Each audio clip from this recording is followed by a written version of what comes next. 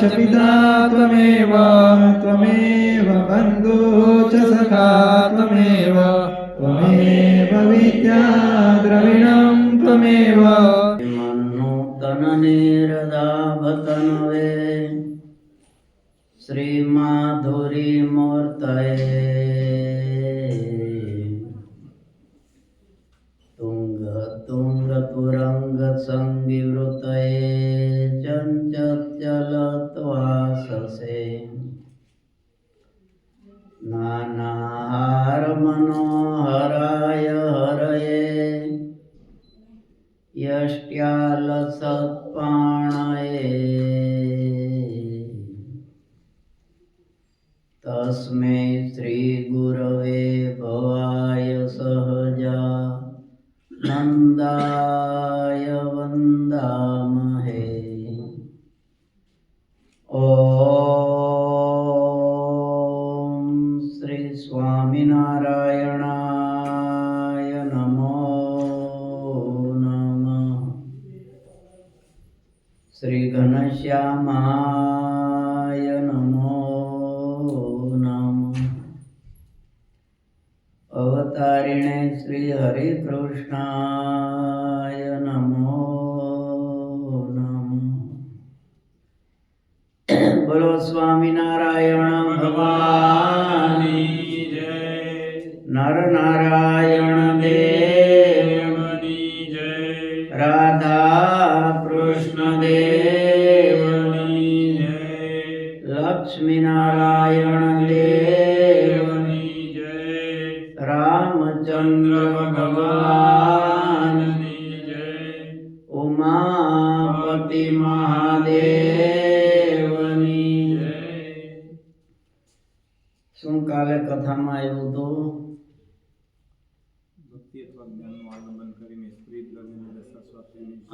પાપમાં વર્તતા હોય એવાનો સંગ ન કરવો. હા, બરોબર.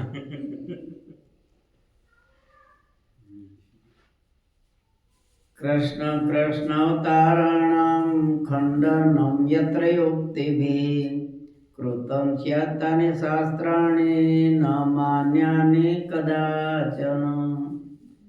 મહારાજ કહે છે ભક્તજનો કૃષ્ણ ભગવાન અને એમના અવતારો એનું યુક્તિથી ખંડન કરનારા હોય એવા વક્તા કે એવા શાસ્ત્રો એને ક્યારે સાંભળવા નહીં, ભણવા નહીં અને માનવા પણ નહીં. ભગવાનના અનેક અવતારો થયેલા છે. રામ, કૃષ્ણ, વામન, પરશુરામ, મત્સ્ય, કૂર્મ, નૃસિંહ એ બધા અવતારોનું જુદી જુદી રીતે ખંડન કરતા હોય છે નાસ્તિકો. ભગવાન આવા હોય એમાં અમુક તો એવા હોય છે કે રાધા એટલે તો ભગવાનની પ્રેયસી છે એમ માને છે. એ મૂર્ખાને એ ખબર નથી કે ગોલોકધામમાંથી આ બધા આવેલા છે. એટલે એવી વાતો કરે. હવે પ્રેયસી છે એના વખાણ કરે છે ને એનું ભજન કરે છે. ગોપીઓ ક્યાં એની પત્નીઓ હતી એ તો વિચાર ભગવાને કર્યો છે. આવી રીતે ખંડન કરતા હોય છે. એ સાંભળવું નહીં ભૂલમાં, એ ઉલટાનું આપણને પાપ લાગે છે, કારણ કે એમાં આપણા ઈષ્ટદેવની નિંદા જ થાય છે. એટલા માટે મહારાજ કહે છે કોઈ વાર એવી રીતે ખંડન કરે છે કે ભાઈ આ તમે કહો છો કે ઈશ્વર છે પણ કોઈ ઈશ્વર છે જ નહીં. અસત્ય નાસ્તિ એવ સર્વેશ્વર કચ્ચી અસ્તુ વા સર્વેશ્વર કચ્ચી ન સ કૃષ્ણ ભવતુ વા કૃષ્ણ સર્વેશ્વર પરબ્રહ્મ તુ તત્વપી ઉત્તીર્ણમિતિ. કે છે કદાચ તમે કોઈ સર્વેશ્વર છે જ નહીં. આ બધી દુનિયા ચાલે છે એમનામ ચાલ્યા કરે છે. એમાં કોઈ ભગવાનની જરૂર પડતી જ નથી. અને કદાચ કૃષ્ણ હોય સર્વેશ્વર તો નથી જ કે છે, પરબ્રહ્મ તો એથી જુદા જ છે. અને એ તો નિર્ગુણ ને નિરાકાર છે. એને હાથ નથી, પગ નથી, કાન નથી, પાછા વેદમાં ઉપનિષદોમાં આ વર્ણન છે પાછા વેદમાં, સમજ્યા? કે ભગવાનને અકર્ણ, કાન નથી છતાં સાંભળી શકે છે, નેત્ર નથી છતાં જોઈ શકે છે. આવા વેદમાં શબ્દો આવે છે બધાય. પગ નથી, હાથ નથી, અપાણી પાદો, અજવો, પણ હાથ પગ નથી છતાં હાલી શકે છે, વસ્તુને ગ્રહણ કરી શકે છે. આ જે નિષેધ કર્યો છે ને એ એવી રીતે કર્યો છે વેદમાં કે આપણા જેવા એને હાથ પગ નથી, આપણો જેવું એનું શરીર નથી. એમનું શરીર દિવ્ય છે, આપણું શરીર છે એ હાડ, માંસ, મજ્જા, પાસ, પરુ, એ જ કચરો જ ભેરો છે ને આમાં, કે સારું છે કાંઈ?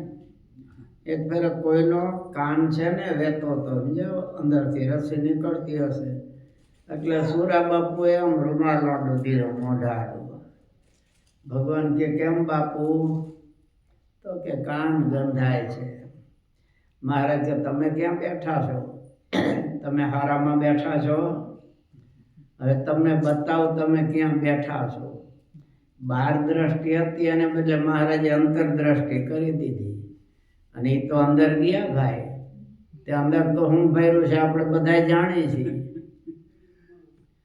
અને પછી જાગ્રત થયા તે ઉલટી કરવા માંડ્યા કે મહારાજ બહુ તો એ અંદર એ જ ભર્યું છે, એમાં જ બેઠા છો તમે.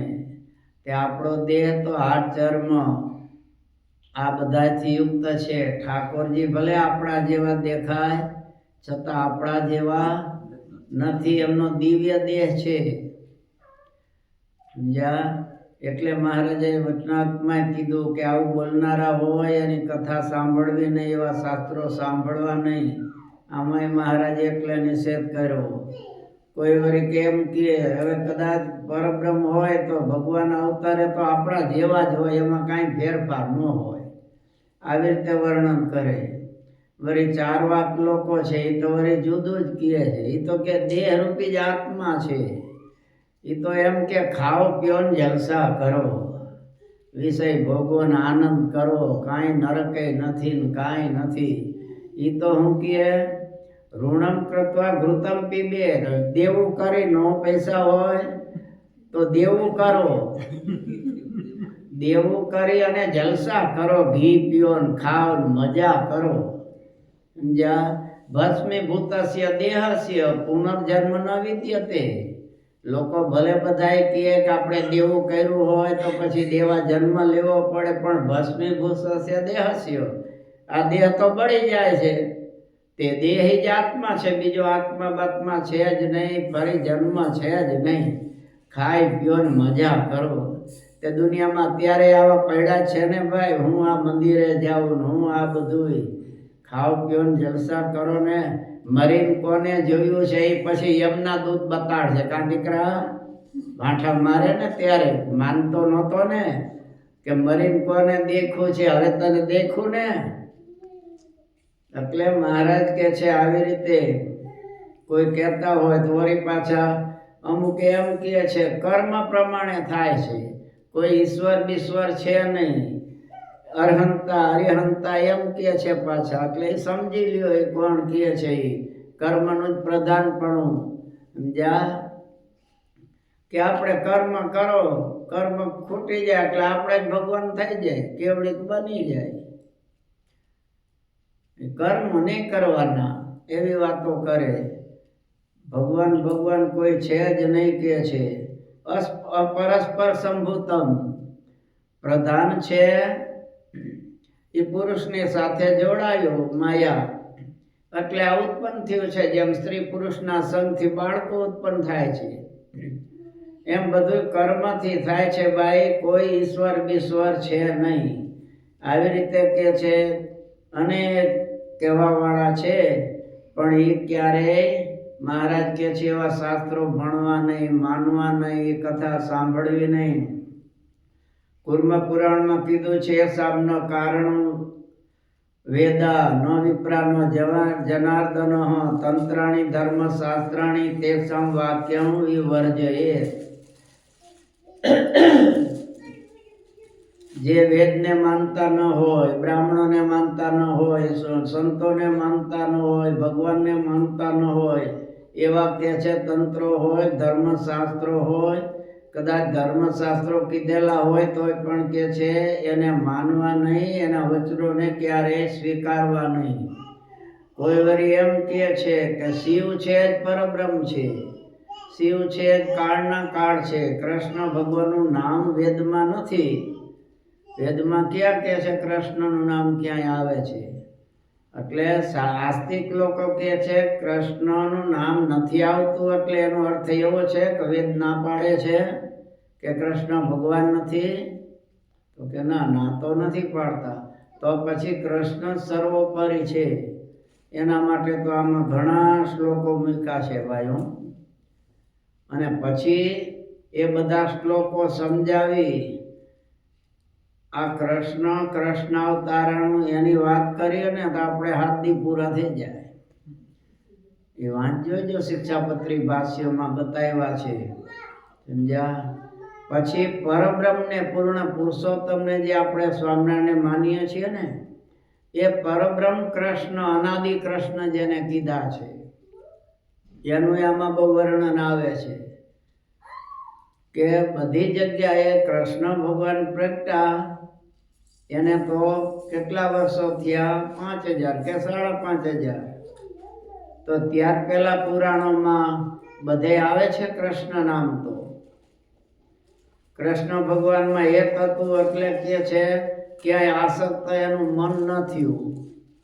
આમ ત્રીજા સ્કંદમાં આવે છે ધ્રુવ ચરિત્રમાં કે કૃષ્ણ ભગવાનમાં એનું મન તલ્લીન બની ગયું. પછી બીજી પણ જગ્યાએ બધા જ્યાં ચોથા સ્કંદમાં છે પ્રાચેતોની કથા આવે છે, ત્યાંય કૃષ્ણ નામ આવે છે. તો ત્યારે કૃષ્ણ ભગવાન ક્યાં પ્રગટેલા હતા?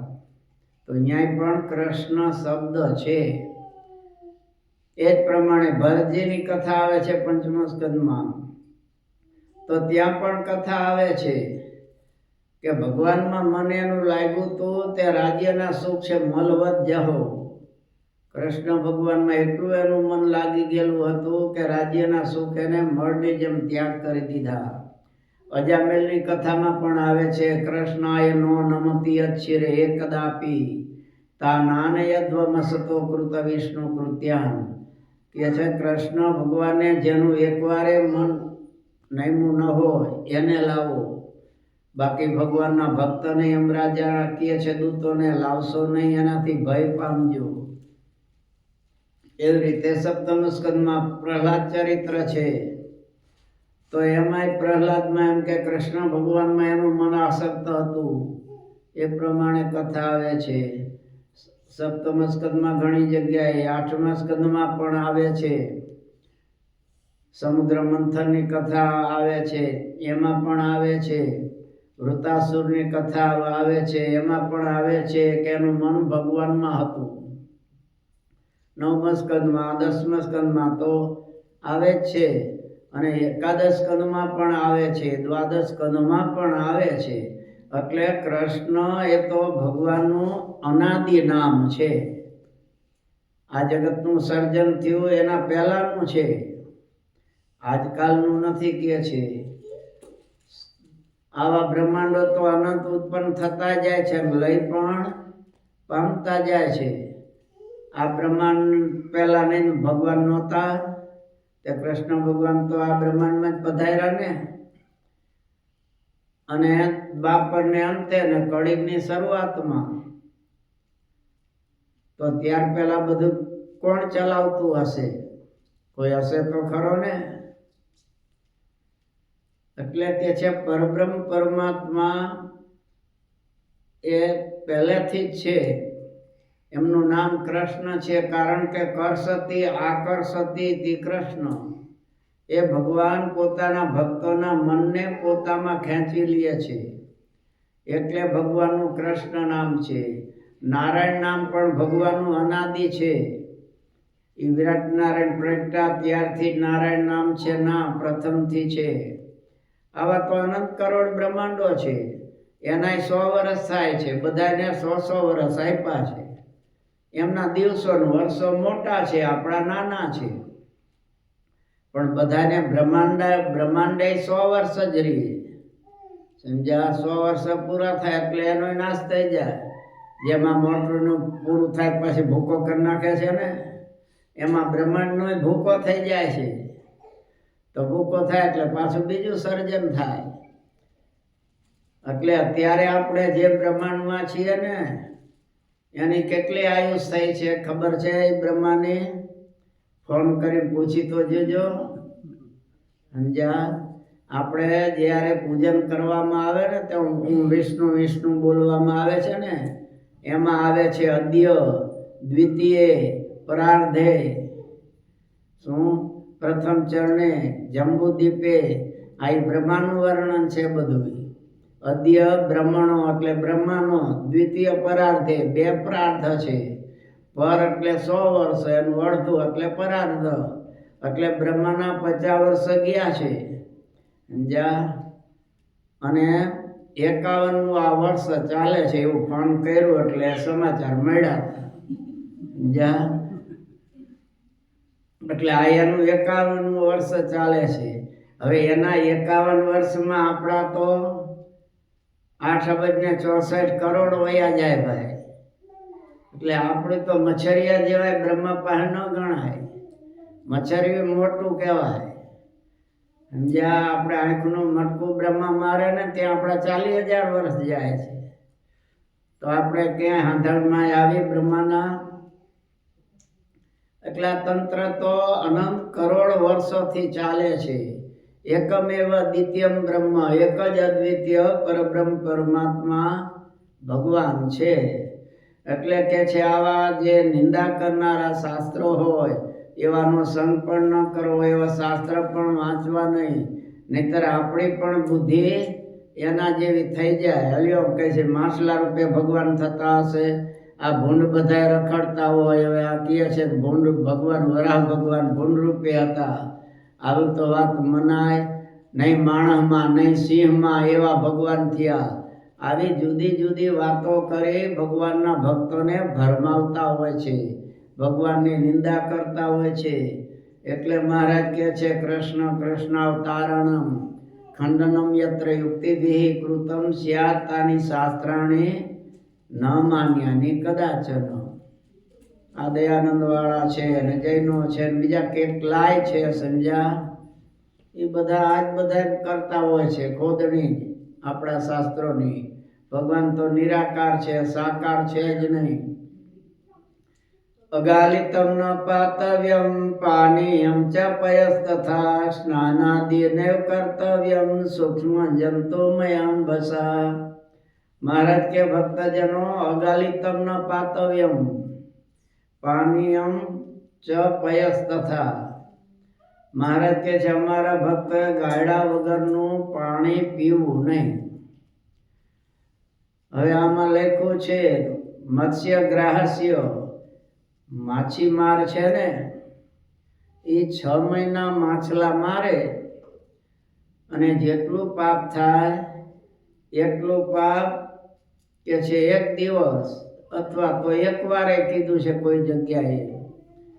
ગાડા વગરનું પાણી પીઓ એટલું પાપ લાગે છે.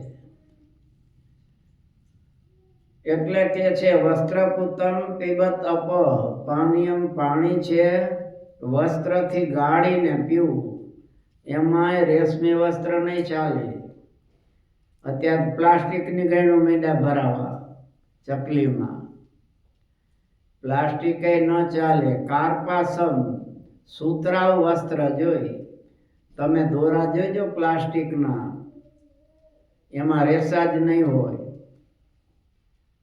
એટલે એમાં તો ગાળો તમે એ પ્લાસ્ટિકની ગળણીથી, તેમાં કાંઈ બેક્ટેરિયા જાય નહીં. બધા એમનો ગાળા વગરનું જ હોય પાણી. રેશમી છે એમાં થોડા ઘણા જ હોય, પણ સુતરાઉ વસ્ત્ર હશે ને, ઝીણામાં ઝીણો દોરો હશે ને, તો એમાં જોઈજો તમે ઝીણા ઝીણા રેસા બહુ દેખાતા હશે. એટલે પાણી ગાળવા માટે સુતરાઉ ગળણી જોઈ. પણ અત્યારે હવે બધા કોને કેવું, કેટલાને સમજાવવા.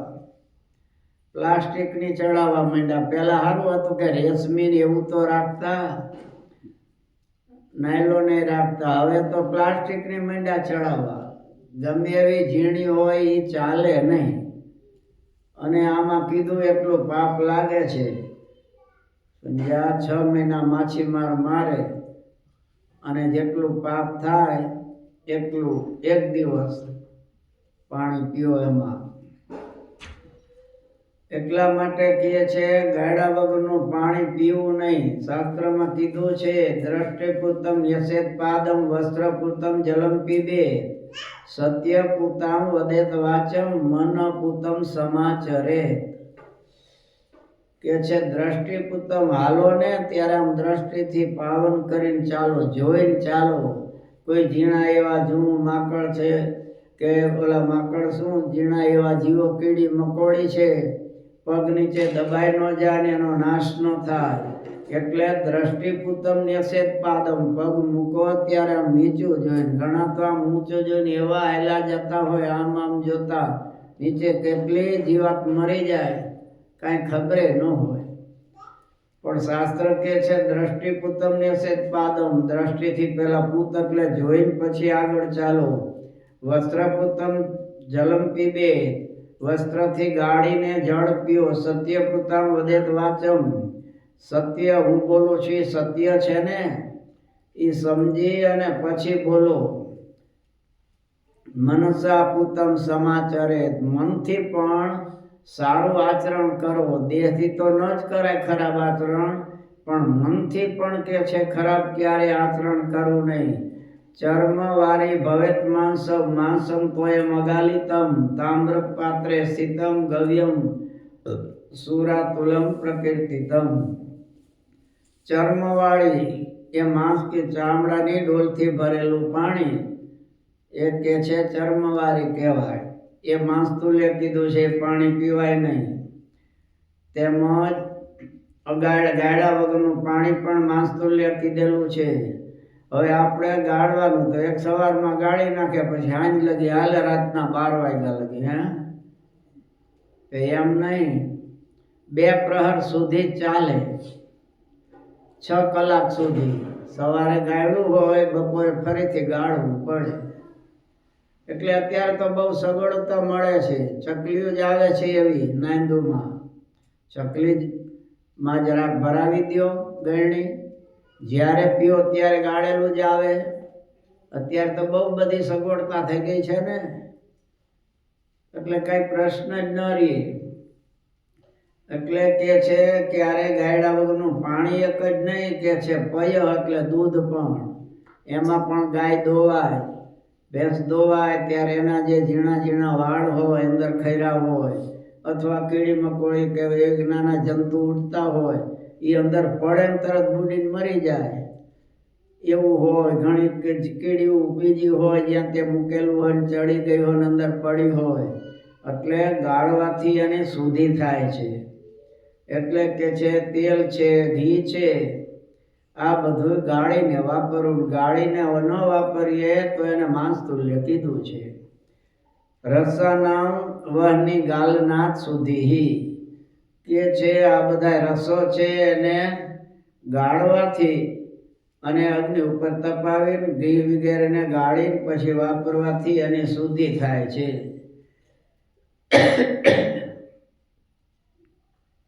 એટલે દૂધ વગેરે બધું પણ કે છે આમાં ભલે તેલ ઘી ન લખ્યું હોય પણ એ બધું સમજી લેવાનું છે. કારણ કે એમ બધું લખવા જાય તો ગ્રંથ મોટો થઈ જાય. આટલું છે તો આપણને મોટું લાગે છે. તો આ એટલા માટે મહારાજે છેલ્લે શિક્ષાપત્રીમાં લીધું કે આ તો ટૂંકમાં મેં ધર્મ સમજાવ્યા છે. આનો વિસ્તાર તો સંપ્રદાયના ગ્રંથો થકી જાણી લેવો. સૂક્ષ્મ જંતુ વાળા એવા પ્રાણી હોય બહુ, જેમાં જંતુ હોય તો એનાથી સ્નાન પણ કરવાનો નિષેધ કરેલો છે. એના બહુ જંતુ જે પાણીમાં પડેલા હોય એનાથી વાસણ પણ માંજવા નહીં, કારણ કે એમાંય ધોવામાં ને એમાં ઘણા જીવની હિંસા થાય. આપણે એમાં નાહી તો એમાંય ઘણા જીવની હિંસા થાય. એટલે વાસણ વગેરે પણ એમાં ધોવા નહીં, કારણ કે ઝીણા ઝીણા અનેક પ્રકારના જંતુ હોય એનો નાશ થઈ જાય. આ બધાય આપણા સુખને માટે કીધેલું છે, શાસ્ત્રોમાં બતાવ્યું છે. શરીર જે કર્મે દોષેર્યા તિરસ્કારતમ નરાહ વાચિકે પક્ષી મૃગાણમ માનસે નંત્ય જાતિનામ. શરીરના દોષ આપણે હોય, શરીરના કર્મ કરવાથી પછી કે છે સ્થાવરતમ, એ માણસને વૃક્ષ વગેરે ના આવતા. સ્થાવર એટલે તિષ્ઠતિ સ્થાવરાહ, જે હાલી ચાલી ન શકે એને સ્થાવર કહેવાય. ગચ્છન્તિ જંગમઃ, જે હાલી ચાલી શકે એને જંગમ કહેવાય. તો કે છે પોતાના શરીરથી કરેલા કર્મને કારણે પછી એ જીવને ભગવાન વડ છે, પીપળ છે, આવા બધાય જન્મ આપે છે. વાણીના દોષથી પક્ષી થવું પડે, કામૃગલા થવું પડે છે. મનના દોષથી અંત્ય જાતિ હલકી જ્ઞાતિમાં જન્મ આવે છે. માટે કે છે બધાએ વિચારીને આ બધા પાપ કર્મ ન થાય પોતાના ભક્તોથી, અને આવા દુઃખમય જે અવતાર ન આવે એટલા માટે આપણને સમજાવે છે. એટલા માટે તો બ્રહ્માંડ સ્વામીએ પોતાના કીર્તનમાં કીધું છે ને, જગત મેં જીવનાથો રામ ભૂલે, દેખી તન ગોરા ખડા શિર કાલ સાવેરી. કે છે જીવવાનું થોડું છે અને કાળનું વેરી છે આ શરીર. કાળ આવીને ક્યારે લઈ જાય ખબર છે? કે છે ને આજનો લાવો લીજીએ રે, કાલ કોને દીઠી છે? કાલ હવારે પડવા દેશે કે યમરાજા આવીને ઉભા રહેશે રાત્રે, કોને ખબર છે? એટલે સ્વામી કે છે ખડા શિર, કા દેખાય છે શરીર કાળનું વેરી છે. એ કાળ ક્યારે આવી જાય નક્કી નહીં. માટે કે છે આ દેહના માટે કર્મ કર્યા પહેલા વિચારજો. કર્મ કો સમજ કે કરના શિરે નિજ, ભારના ભરના કાગદ નિકસહી જબહી કઠિન હૈ, બોલના તબહી નહીં ત્યાં સગ કો અપનાય અગ્ન કી, જાલ में तपना लेखा जम, राज जब करही किए कृत्य भोगने परही. બ્રહ્માંડ સ્વામી કે છે ધ્યાન રાખજો, કર્મ કરજો એ વિચારીને કરજો. પછી આપણો કાગળિયા નીકળવાનો છે. આપણે ખોટું કર્મ કરી ત્યારે આમ જોઈ લે, કોઈ દેખતું નથી, પણ ઠાકોરજી અંદર બેઠો બેઠો કે છે હું દેખું છું. આ સૂર્યનારાયણ દેખે છે, પવનદેવ દેખે છે, પૃથ્વી દેવી દેખે છે, અને યમરાજાના જે છે ને પાર્ષદો ચિત્રણ વિચિત્રણ ચંદ્રગુપ્ત એ બધા અહીંયા બેઠા બેઠા આપણું દેખે છે. જેમ અમેરિકાનું ટીવીમાં આપણે બેઠા બેઠા જોઈ શકીએ છીએ ને, એમ આપણે ગમે ત્યાં હોય બધું ત્યાં લખાતું જાય છે. એટલે સ્વામી કે છે એ કાગળિયા કાઢશે ને ત્યારે જવાબ આપવો આકરો પડશે. માટે કર્મ કરો ત્યારે વિચાર કરજો. યદૌષધમ ચ સૂર્યા સંપૃક્તમ પલ લેનવા, અજ્ઞાત વૃત્ત વૈદ્ય ન દત્તમ ચાદ્યમ ન તત્ ક્વચી. અને કે છે ભક્તજનો જે ઔષધ હોય એમાં સૂરા અને માંસ નાખેલું હોય, લોહી નાખેલું હોય, તો એવું કે છે ક્યારેય ઔષધ પણ ખાવું નહીં. અજ્ઞાત વૃત્ત વૈદ્ય ન, જેના આચરણને જાણતા ન હોય એવા વૈદ્ય આપેલું ઔષધ પણ ક્યારેય ખાવું નહીં. હવે આમાં થોડી તકલીફ પડે. અત્યારે તો હવે દવાખાને અહીંયા ડૉક્ટરના આચરણને આપણે ક્યાં જાણતા હોય, એટલે દવા તો ડૉક્ટર સાહેબ લખી આપે, પણ એમાં બધું શું નાખ્યું છે એ તો આપણને ખબર પડે, લખવું પડે ને બધું એમાં બધું લખેલું હોય છે. એ થોડું વાંચવું પડે, ભલે ઇંગ્લિશમાં હોય, પણ તમને તો ઇંગ્લિશ આવડે ને. કારણ ડૉક્ટર સાહેબને કહેવાય ભાઈ માંસને આવું બધું નાખેલું હોય એવું ન આપતા દવા. અથવા તો દવા લેવા જાય ત્યારે અહીંયા પૂછી લેવાય. સમજ્યા? તો ઓલી દવા મળતી તો હોય છે, નથી મળતી એવું નહીં. અત્યારે તો લોટમાં નાખે છે ભૂંડના લોહી. આપણે જેમ ઘીનું મણ દઈએ ને તેલનું મણ દઈએ ને એમ ગાયના લોહી છે, ભૂંડના લોહી છે. અરે તેલમાં આવે છે. અમે સ્ટેધામમાં લંડનમાં હતા ત્યારે ભક્તો કે સ્વામી જોઈજો અહીં તેલ આવે કે કાંઈ આવે તો સીધું વાપરતા નહીં, અમે જોઈને પછી આપશું. કારણ કે એમાં બધામાં હોય છે, ચોકલેટોમાં હોય છે, બિસ્કીટોમાં હોય છે. અને અત્યારે તો પાછું હવે એમાં લાલ ટીસો કરેલો હોય એટલે આમાં માંસ વગેરે છે, અભક્ષ્ય વસ્તુ. લીલો હોય તો નથી, પણ લીલો હોય ને એમાંય નીકળે છે. એટલે એ બહુ ધ્યાન રાખવું. અમે એક ફેર તપાસ કરી, કીધું આ પૂછી તો જો આમાં કઈ બીજું કાંઈ નથી ને. પછી કે અમારે નાખવું પડે છે, એમાં લોકોને હવાત બહુ આવે છે, અમારે ધંધો કરવાનો છે. અરે તમારું સારું થાય એટલે ન ખાવાનું. એવું ખાવું શું કામ જોઈએ? સમજ્યા? અમારે આરબ કન્ટ્રીમાંથી એક હરિભગત આવ્યો તો અહીંથી ગયો તો, પછી બિસ્કિટ ને કાજુ ને એમાં બધું અમુક બીજી વસ્તુ આવી લઈ આવેલો, ચોકલેટ જેવું. તો મેં કીધું આ મૂકી દે, આરબ કન્ટ્રીનું નામ પડે એટલે એમ થાય આપણે તો સમજી જાય ને. કીધું આ છેલ્લી ટીંગાડી દે ને, બદામ પિસ્તા અમુક કાજુની છે. પછી એક હરિભક્ત છે અને દવાની દુકાન છે. મેં કીધું જુઓ આમાં શું છે? આ ચોકલેટ ને બધું લાવ્યો છે, મોટી મોટી આવડી. તે કે સ્વામી આમાં માછલીનો પાવડર છે, માછલીનું તેલ છે, ઈંડાનો પાવડર છે. અમે લંડનમાં અહીંયા હતા, અમેરિકામાં. સમજ્યા? તે ત્યાં એક વખતે કોઈ ભાઈ કંઈક મીઠાઈ લાવેલું, ઠાકોરજી પાસે ટેબલ છે અહીંયા મૂકેલું. પછી એક સત્સંગ દીકરી હતી, ડૉક્ટર હતી પોતે, એને જોયું એટલે એને કીધું સ્વામીને કહો કે આ વાપરતા નહીં હો, આમાં માંસ નાખેલું છે, એટલે આને હું ડસ્ટમાં જ નાખી દઉં છું. હવે એને અડીને આપણે નાવું પડતું હોય તો એ અંદર નાખી તો શું દશા થાય? એટલે જે માંસાહારી ખાતા હોય છે ને, અને અત્યારે 75% એ હોય છે ને આ દેશમાં તો 5% જ નીકળે શાકાહારી. એ લોકો તો માછલાને શાકાહારમાં લેખે છે, ઈંડાને શાકાહારમાં લેખે છે. એટલે ખાવા પીવામાં તો બહુ ધ્યાન રાખવું પડે. એમાં એમાંય ધ્યાન રાખવું પડે, તો ઔષધમાં ધ્યાન રાખવું પડે, ખાવા પીવામાં ધ્યાન રાખવું જ પડે ને. એટલે બધું વાંચીને કરવું. સમજ્યા? એક હરિભગત બહુ સારા હતા અમેરિકામાં, બહારનું કાંઈ ખાય નહીં, આમ નહીં. પછી કે સ્વામી એક સગા છે એને ત્યાં પ્રોગ્રામ રાખ્યો છે ને અમારે જવાનું છે ને પીઝાનો પ્રોગ્રામ છે, અને એને કીધું છે કે બધું શાકાહારી વાપર્યું છે, આમાં કાંઈ બીજું ઓલું નથી. એટલે પછી કીધું તો કાંઈ વાંધો નહીં, તમને એવી ખબર જ હોય કે શુદ્ધ જ બધું છે તો ખાવામાં કેમ મહારાજે ના પાડી છે? અને તમારા સગાને ત્યાં છે, બહારથી તો લાવવાનું નથી.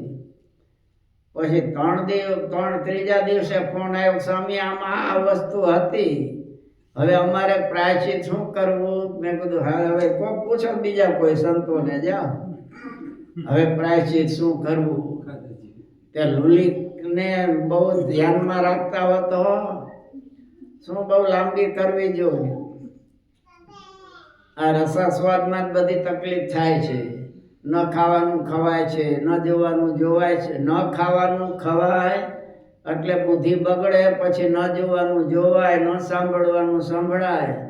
પહેલાં તો કચરો ત્યાં બહાર હતો થિયેટરમાં, હરવે આપણા મકાનમાં આવી ગયો, અને મકાનમાંથી હરવે ખિસ્સામાં, મોબાઈલમાં બધોય કચરો આવી ગયો. સારું હોય છે, નથી હોતું એવું નહીં, પણ સારું લેવાવાળા કેટલા અને ખરાબ જોવાવાળા કેટલા.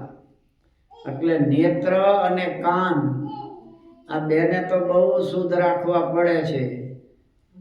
એટલે નેત્ર, કાન અને રસાસ્વાદ આ ત્રણ ભયંકર છે. એટલે મહારાજ કહે છે ઔષધ હોય તો એમાં પણ ધ્યાન રાખવું. માંસ મિશ્રિત એવું જે ઔષધ ખવાઈ જાય તો કે છે તપ્ત કૃષ્ણનું વ્રત કરે ત્યારે એ શુદ્ધ થાય છે. માટે અમારા ભક્તોએ ઘણીવાર એમ થાય આપણને કે દેશી ઔષધ તો શુદ્ધ જ છે, પણ એવું નથી હોતું. દેશી ઔષધમાં પણ હોય છે, મોરના પગ હોય એનું ઔષધ બનાવતા હોય છે. અરે ઓલા વીછીઓ હોય ને એને તરીને એનું ઔષધ ઘણા બનાવતા હોય છે. એટલે મહારાજને લખવું પડ્યું કે જાણીતો વૈદ્ય જોઈ, અજાણ્યો વૈદ્યનું હાલે તો લ્યો ને. ઘણા એવા હોય આચરણને ન જાણે લેવાય વાંધો નહીં એમ કહી દે, પણ આપણે શું કરવું? દેહ કદાચ પડી જાય તો એમાં દિલ્હીની ગાદી ખાલી રહેવાની છે? બીજો સારો જન્મ ભગવાન આપવાના જ ને. એટલે દેહ ટકાવવા માટે છે ગમે તે ખાવું ઔષધ ને જેમ તે. એટલે મહારાજ ના પાડે છે સ્થાને શું લોક શાસ્ત્રાભ્યામ નિષેધેતુ કદાચ મલમૂત્રોત્સર્જનમ ચ ન કાર્યમ સ્ટીવનમ તથા. હવે મહારાજ સુધી બતાવે છે આચરણ કે ભક્તજનો રસ્તામાં જતા હોય, કોઈ રસ્તા હોય જ્યાં ત્યાં થૂકવું નહીં, ગળફા કાઢવા નહીં, મલમૂત્ર કરવું નહીં. એમાં લોક અને શાસ્ત્ર નિષેધ કરેલા, લોકે નિષેધ કરેલા તો દુનિયામાં બધા બોર્ડ માર્યા હોય. અહીં તો બહુ મારવા જ પડતા નથી, કારણ કે અહીં તો તરત જ સજા થાય. કેમેરામાં ભાઈ સાહેબ આવી જાય અને પછી ભરાવાનું કાગળિયું ફરફર્યું આવી જાય. આ બધું ત્યાં વધારે બને ઇન્ડિયામાં. એટલે મહારાજ કે લોક એટલે લોકમાં જે નિષેધ કરેલા હોય, બજારોમાં છે જ્યાં તે ગમે ત્યાં બગીચામાં એ, અને શાસ્ત્ર નિષેધ કરેલા હોય તો શાસ્ત્રમાં પણ કીધેલા છે. દેવાલય હોય, સૂર્યની સામે નહીં, અગ્નિની સામે નહીં. આ બધા જે બતાવેલા છે સત્પુરુષો છે, પતિવ્રતા નારી છે, તપસ્વી છે, તેમાં એને પણ ક્યારે એની સામે ગાયનું ગૌશાળા છે ત્યાં ક્યાંય કે છે થૂકવું નહીં, મળમૂત્ર કરવા નહીં. પારકાના આંગણું હોય, રાજકીય સ્થાનો હોય, શસ્ત્ર પાણી હાથમાં હથિયાર લઈને બેઠા હોય એવા પોલીસના સ્થાન હોય, યવનના સ્થાન હોય, આવા બધામાં કે ધ્યાન રાખવું. સ્કંદ પુરાણમાં કહ્યું છે ન ગો વ્રજે ન વલ્મીકે નોદકે ન ચ ભસ્મની ન ગર્તેષુ સસત્વેષુ ન તિષ્ઠન ચ વર્તમની ન ગો વિપ્રાર્ક ચંદ્રાગ્નિ ગુરુ સ્ત્રી દેવ સન્મુખ ન ફાલપુષ્ટ ભાગે નદી ચીરે તીરે ન શેકતે ન જીર્ણા દેવાલયાગારે ન રથ્યામ ન સંસ્કૃતે ના પ્રાવૃત શિરા કુર્યાદ મલ મૂત્ર વિસર્જનમ. કે છે આટલી જગ્યાએ તો બહુ ધ્યાન રાખવું. ન ગૌવ્રજે ગૌશાળામાં ક્યારે મળમૂત્ર કરવા નહીં. વલ્મી કે રાફડો હોય ત્યાં નહીં. રાફડામાં તમે એક કરવા જાઓ નદરથી ફૂંફાડો નાખીને આવે તો શું દશા થાય?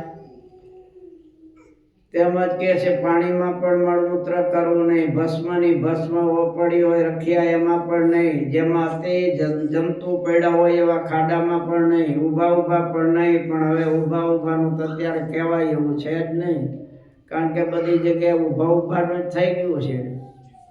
એટલે એનું તો બહુ નિષેધ હવે કરાય એવું નથી. નદીના કિનારે વાવેલું ખેતર હોય, ગુરુ સ્ત્રી દેવ એની સન્મુખે વિપ્ર ચંદ્ર અગ્નિ પતિવ્રતા નારી રેતીમાં, જીર્ણ દેવાલયમાં, રસ્તામાં, માર્ગમાં ખેલેલું ખેતર હોય એમાં પણ નહીં.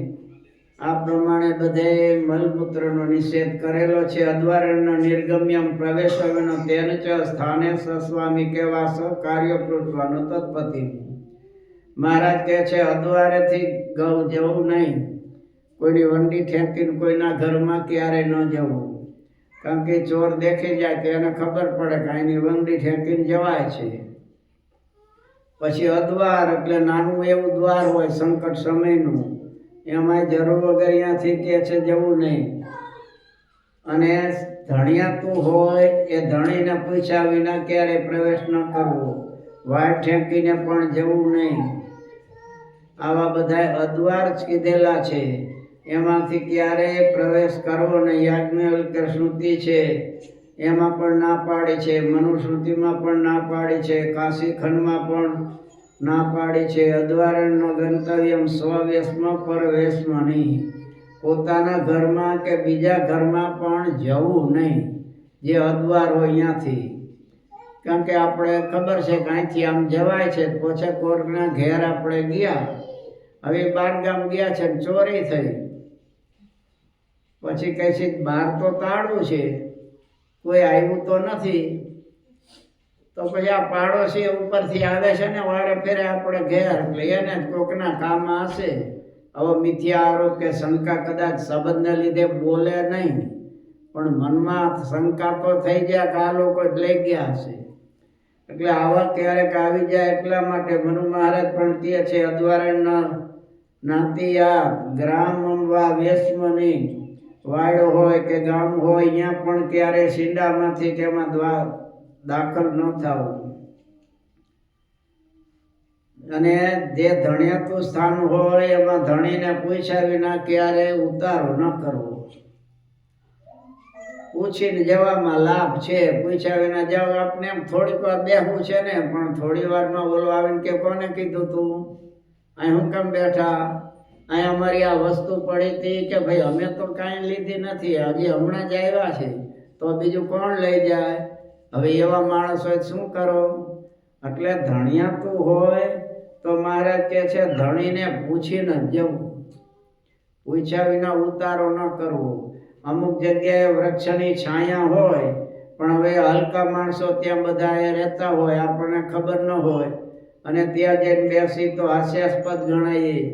એટલે એવી રીતે પણ કહે છે બહુ ધ્યાન રાખવું, જ્યાં ત્યાં બેસવું નહીં, સ્વામીને પૂછ્યા વિના ઉતારો ન કરવો. જે સ્થાન એવા હોય કે જે ધણિયાતું ન હોય ત્યાં વાંધો નહીં.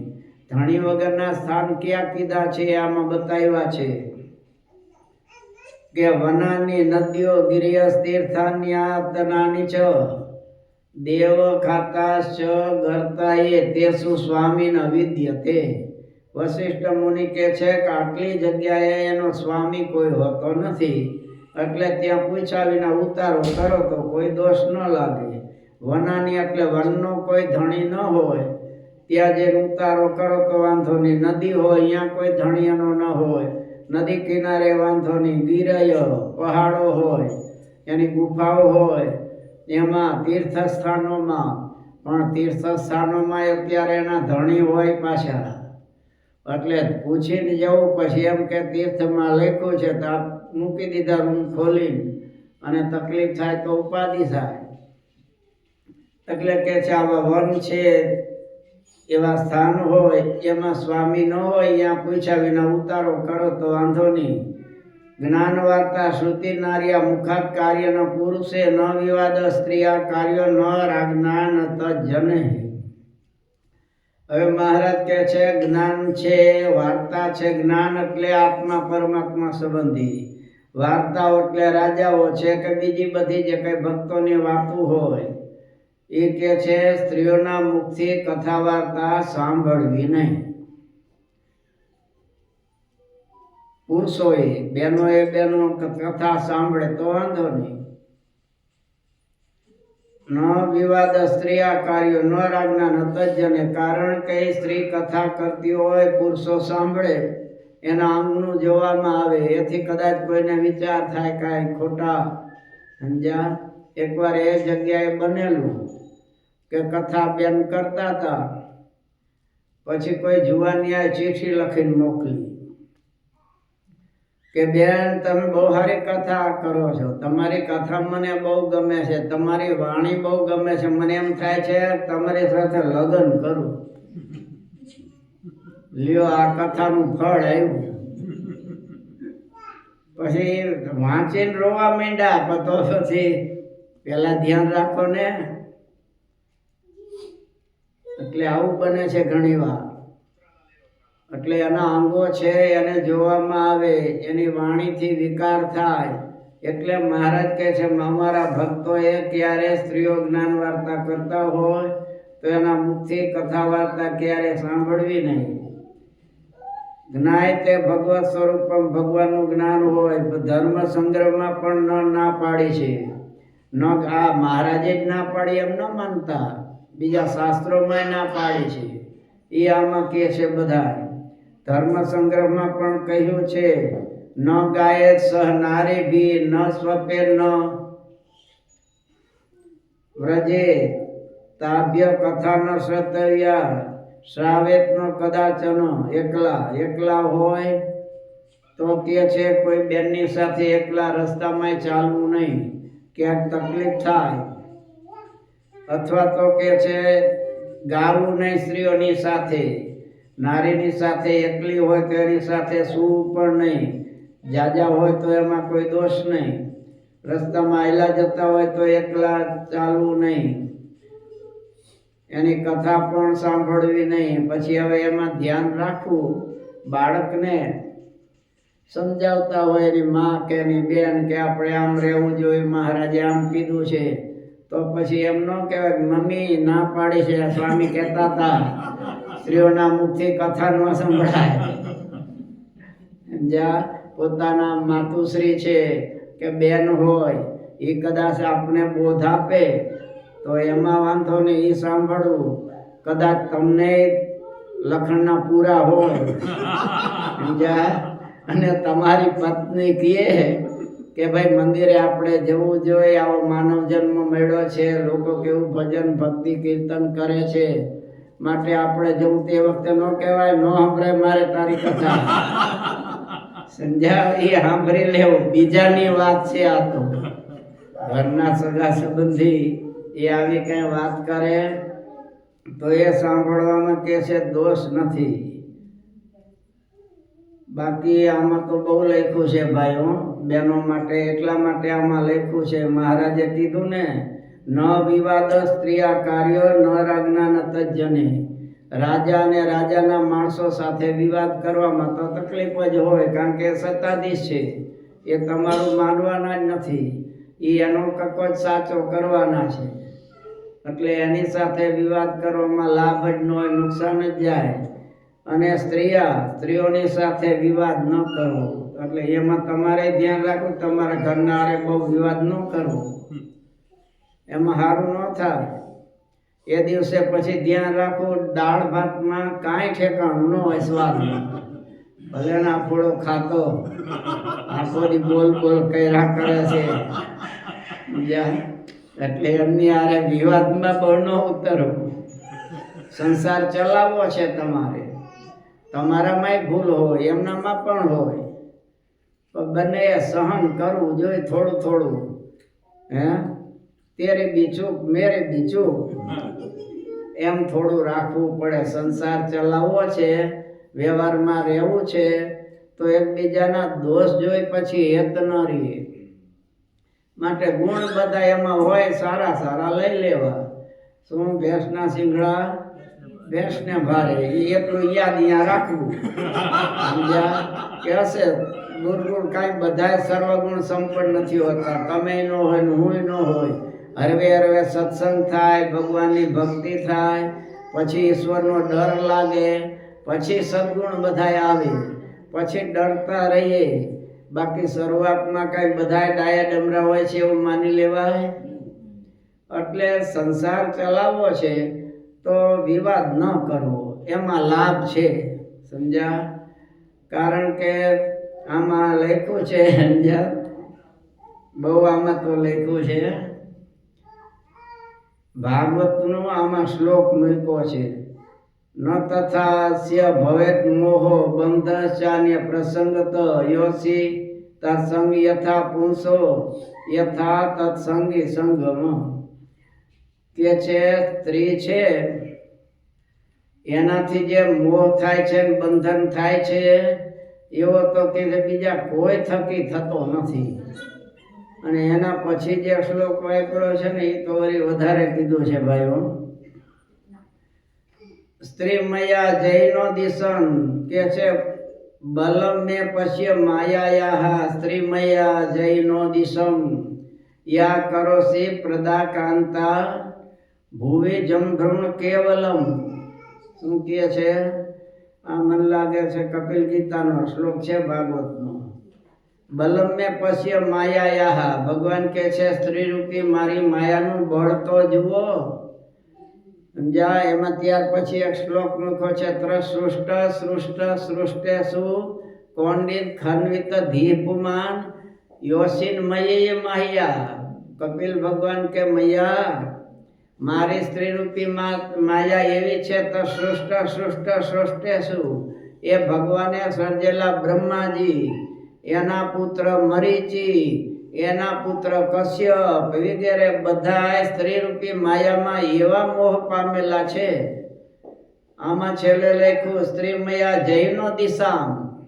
દિશાને જીતનારા ચક્રવર્તી રાજાઓ એ પણ બાર સુરવીરતા બતાવે, પણ ઘેર આવે ત્યારે એ બધા હાથ જોડતા હોય. પાછું આમાં શબ્દ એવો વાપરો છે ભાઈઓ, કરોતી પદાક્રાંતા ભૂવિ ધ્રુમેણ કેવલમ. ખાલી આમ આંખથી જોવે ને ત્રાહું ત્યાં કે છે બધાને પદની નીચે દબાવી દે છે. અહીંનું નથી વાત, આ બધી ઇન્ડિયાની વાત છે. અહીંયા તો આવું નોટ બને ને, સમજ્યા? અને હવે પછીનો શ્લોક છે ને એ તો બહુ આકરો લખ્યો છે પાછો. આ મને લાગે છે ભાગવતના મહાત્મ્યમાંથી લીધેલો છે સ્વામીએ. શરદ પદ્મોત્સવમ વક્ત્રમ વચસ્ય શ્રવણામૃતમ હૃદયમ છુરધારાભમ ત્રિણમ કોવેદ ચેષ્ટિતમ. અર્થ કયો તો કરું, બેનોને આકરું નહીં લાગે ને? એટલે અહીંનું નથી એટલે વાંધો નહીં, આ તો ઇન્ડિયાનું છે એટલે સમજ્યા? આ ઇન્ડિયાની બહેનોની વાત ચાલે છે એટલું સમજી રાખજો. શું કે છે? ક્યાં ગયું પાછું?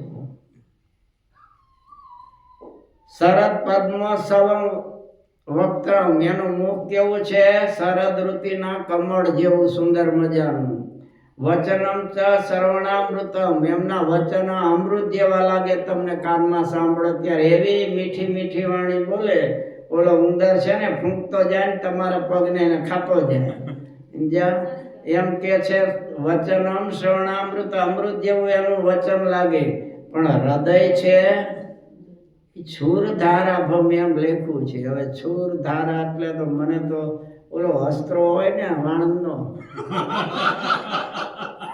એની ધાર કેવી હોય એવું કઈક લેખું છે આમાં. મને અર્થ બરાબર નથી આવતો. અને છેલ્લે લેખું છે સ્ત્રીનામ કો વદ વેદ ચેષ્ટિતમ. સ્ત્રીનું ચેષ્ટા કોણ જાણી શકે? હવે બહુ નહીં કહું, નહીં તો આમાં તો બહુ ઘણું લેખું છે ભાઈ. હું બધા જુદા જુદા મહાદેવે કીધેલું છે. કયો તો શ્લોક બોલું અને ફરિયાદ કરવી તો મહાદેવને કરે બેનો, મને નહીં. આમાં લખ્યું છે સ્વામી મહાદેવજીએ પણ કીધું છે અનૃતમ સાહસમ માયા મૂર્ખત્વમ અતિ લોભિતા અશૌચમ નિર્દયત્વમ ચ સ્ત્રીણામ એતત સ્વભાવ. જો બહેનોના કે છે આવા, ઇન્ડિયાની બહેનોના આવા સ્વભાવ હોય છે.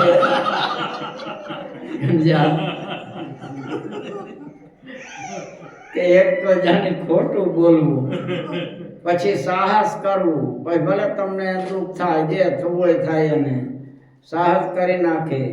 માયા કપટ મૂર્ખપણું અતિ લોભ અતિ અપવિત્ર નિર્દયપણું સ્ત્રીનામ એ તમ સ્વભાવ. જ શિવજી કહે છે આવું છે બધું. પાર્વતીને કહેતા હશે. વાલ્મીકી રામાયણમાં પણ અગસ્ત્ય મુનિએ પણ આવું જ કીધું છે. સત્રદાનમ લોલત્વમ શસ્ત્રાણામ તીક્ષ્ણા તથા ગરુડ નીલિયો શીઘ્રમ. કે છે વીજળીના જેવી તો એમની ચંચળતા હોય છે, અને શસ્ત્ર જેવું તો કે છે તીક્ષ્ણતા હોય છે, ગરુડના જેવો વેગ હોય છે. એટલે હાલતા કરી નાખે ને પછી પસ્તાવવું પણ પડે. એટલે મહારાજ કે છે બહેનોની સાથે ક્યારેય વિવાદ ન કરવો. આ બધા બહુ જીતી આપણે વશ કરી લે છે એમ કહેવાનું થયું, સમજ્યા? એની વાણી મીઠી ને બધું પણ થોડું ધ્યાન રાખવું. મહાન પંડિતો પણ પરાભવને પામેલા છે, તો સામાન્ય ક્યાં વાત? એટલા માટે તો બ્રહ્માંડ સ્વામી કીર્તનમાં કીધું છે ને, અહો પ્રભુ અચરજ માયા તુમ્હારી, અહો પ્રભુ अचरज माया तुम्हारी, जिसमें मोहे सकल नर नारी, हो प्रभु अचरज माया तुम्हारी। ब्रह्मा मोहे शिवजी मोहे, मोहे इंद्र बलकारी, हो प्रभु अचरज माया तुम्हारे। सनकादिक नारद मुनि मोहे, दुनिया कौन विचारे, हो प्रभु अचरज माया तुम्हारे। હવે બ્રહ્મા મોહે, ઇન્દ્ર મોહે, સનકાદિક નારદ આ બધા મોહ પામે સ્ત્રીમાં તો કે છે દુનિયા તમારા જીવને ક્યાં વાત જ રે ભાઈ। જો કે તમે ક્યાંય મોહ પામ્યા નથી, ભગવાન ભજો છો એટલે। યોગ કરંતે યોગી મોહે, વન મે મોહે તપ ધારે, વેદ પઢંતે पंडित मोहे, भूल गए सुधे सारे, हो प्रभु अचरज माया तुम्हारे। હવે આ મોહે છે કેવી રીતે? ભગવાને કહે છે એવી અચરજ માયા રચી છે, એમાં બધા મોહ પામે છે। પંચ વિષય કે જાલ બિછાએ, बंधन रचिया भारे, लालच में सब लालचમાં કે છે ફસાય છે, પછી એવા ફસાય નિકલન કે નહીં બારી, હલવાઈ જાય અધવિચારે, નો બારે નીકળી કે આ સાધુ થવું હોય તો ન અવાય। અને એવા પંચ વિષયના રચી દીધા છે ભગવાને કે કીધાની વાત નહીં। હવે સ્વામી કે છે કોણ એમાંથી બચે? जिस पर कृपा होय तुम्हारे, सोनर उतरे पारे, हो प्रभु अचरज माया तुम्हारे। ब्रह्मानंद शरण में आयो, બ્રહ્માંડ સ્વામી કે હું તમારા શરણમાં આવ્યો છું, માટે મને બચાવી લેજો। એટલે સ્વામી કહે છે જો આ માયાથી બચવું હોય તો એક જ ઉપાય, ભગવાનની શરણાગતિ, ભગવાનનું ભજન કીર્તન કરવું, તો આ માયાથી બચાય। સમજ્યા? જુદા જુદા સંતોએ બહુ આના માટે કીધેલું છે। આમાં તો આ બધાય વધારે કોના માટે? અમારા માટે નથી, અમારા માટે ખરું, અમે એનો ફસાઈ જાય ક્યાં, પણ તમારા માટે વધારે ડેન્જર છે ને બધું। સમજ્યા? જગબંધનની જેલ એને તોડવી મુશ્કેલ, જુઓ ને આ જગબંધનની જેલ જી, આ જગત છે એ જેલ જ છે એક બંધનની। હવે એ જેલમાં કેવી રીતે આવી જાય છે એનું સ્વામી કહે છે। સમજ્યા? એકલા હતા ત્યારે જેલમાં નહોતા, છૂટથી ફરતા હતા, પણ ઓલી તલવારનું ઠૂંઠું લઈને ગયા ને એમાં હલવાઈ ગયા। સમજ્યા ને? એ ન લીધી હોત હાથમાં તો વાંધો નહોતો। એટલે કે જગબંધનની જેલ એને તોડવી મુશ્કેલ, જુઓ ને આ જગબંધનની જેલ જી, પ્રમદાને પૈસો પગમાં બેડ્યું જડેલ, સંતાન રૂપી હાથે કળ્યું બેસીને ભીડેલ, જુઓ ને આ જગબંધનની જેલ જી। પેલી કઈ આવી? પ્રમદા, પગમાં બે બેડી આવી, પ્રમદા આવી। પ્રમદા કઈ એમનામાં હોય? પછી એને બધું જોશે, હાડીએ જોશે, ઘરેણા જોશે, પછી એના માટે દોડા દોડીએ કરવી પડશે ને ધન કમાવા। તો કે છે પ્રમદા ને પૈસો પગમાં, એ પગમાં બેડિયું લાગી ગઈ. પછી 2 વર્ષ થયા ત્યાં સંતાન રૂપી હાથે કળ્યું ભીસીને ભી. પછી તો હલવાઈ ગયા બરાબર. હવે જવાય નહીં, જાવ તો મકાન ને બધું છોડીને જવાનું પાછું. આ દેશના તો કાયદા એવા ને બધા. અમેરિકામાં લંડનમાં છે, આની ખબર નથી. ઈ હારું સમજ્યા, એટલે કઈ ખાખણા રહ્યો તમે. એટલે કે છે વૈભવ રૂપી કિલો રચ્યો મોહને દ્વાર દીધેલ, તૃષ્ણા રૂપી તાળું આખ્યું આશાની કુચીએ દીધેલ. તૃષ્ણા વધતી જાય આમ કરી આમ. આ કરતા મોટું ટીવી લાવી, તે મોટું ટીવી એમનામ આવશે. પછી આશાની કુચીએ દીધેલું છે આ તાળું, આમ કરીશું, આમ લઈ આમ કરીએ. એ આશા અનેક પ્રકારની છે. એમાં કે છે આ બધા મોહ પામી જાય છે. લોભ માન ને ક્રોધ રૂપી સજળ પેરો મૂકે. પાછો પેરો મૂક્યો છે, આમાંથી હલવાઈ ગયો છે, નીકળો ન જે જેલમાંથી. શું પેરો કોનો છે? લોભ. લઈ ભેગું કરો, ઠાકોરજીને માટેનું વપરાય. સમજ્યા? નહીં તો શાસ્ત્રમાં લખ્યું છે પોતાની જે સંપત્તિ હોય એ પ્રમાણે ધર્મમાં વાપરો. આ તો પોતાના સગા એવા હોય એના માટે ખૂબ વાપરવાનું.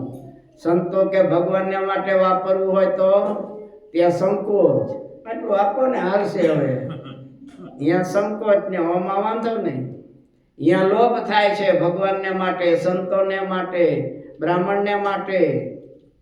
જ્યારે પોતાના સગા સંબંધી માટે વાપરવું હોય ત્યારે તે પોતાની પાસે હોય એ પ્રમાણે ભગવાનને અર્થે, સંતને અર્થે વાપરો, એમ શાસ્ત્રમાં કીધું. નહીતર એ એક ગુનેગાર ભગવાનનો ચોર કીધો છે. સંપત્તિ પ્રમાણે આપો, ધર્મદામાં પણ ધાર્મિક કાર્ય થતું હોય એમાં. એટલે કે છે લોભ, પાછું માન અને ક્રોધ રૂપી સજળ પેરો છે. કામ રૂપી જલ રયાડો આઠે પહરયું ભેલ જો ને આ જગ બંધનની જેલજી. કામ રૂપી કે છે જેલ રાડો છે ને એ જેલને તોડવા માટે મોટા મોટા મથેલ, મોટા મોટા મૈથા. સમજ્યા? સૌભી પરાસર જેવા ભાગ્યાતા પણ પાછળથી પકડેલ જુઓ ને આ જગ બંધનની જેલ. સૌભી ભાગ્યો તો કાલ પકડી લીધો પાછાથી 60 વર્ષ પછી પકડો લ્યો. પરાસર ભાગ્યાતા તપ કરવા માટે ગંગાજીમાં, મત્સ્ય ગંધામાં લઈ લીધા એને. નહીતર કેવા સામાન્ય હતા, સામર્થ્ય કેટલી એ મહાન હતા. પરાશર શ્રુતિ આખી છે, પણ એને પકડી લીધા. તપ કરવા જતા હતા છતાંય ન જવા દીધા. પાછા કેવા કે મારે આધીન થઈ જા. ઓલી કે પણ સામે દેખે છે બધા, મારી આબરૂનું શું? તો કે ન દેખે એમ કરી દઉં લ્યો. ધુમ્મસ કરી દીધી. આટલું તો સામર્થ્ય છે જેના થકી વ્યાસ ભગવાન પ્રગટા. આટલું સામર્થ્ય વરદાન આપ્યું. સમજાવે? ટાઈમ થઈ ગયો એટલે નહીં કથા બહુ લાંબી છે. સહજાન સ્વામી મહારાજ શ્રીપતિમ શ્રીધરમ સર્વદેવેશ્વરમ ભક્તિધર્માત્મજં વાસુદેવમ હરિમ માધવમ કેશવમ કામદમ કારણમ શ્રી સ્વામિનારાયણ નીલકંઠમ ભજે. સહજાન સ્વામી મહારાજ.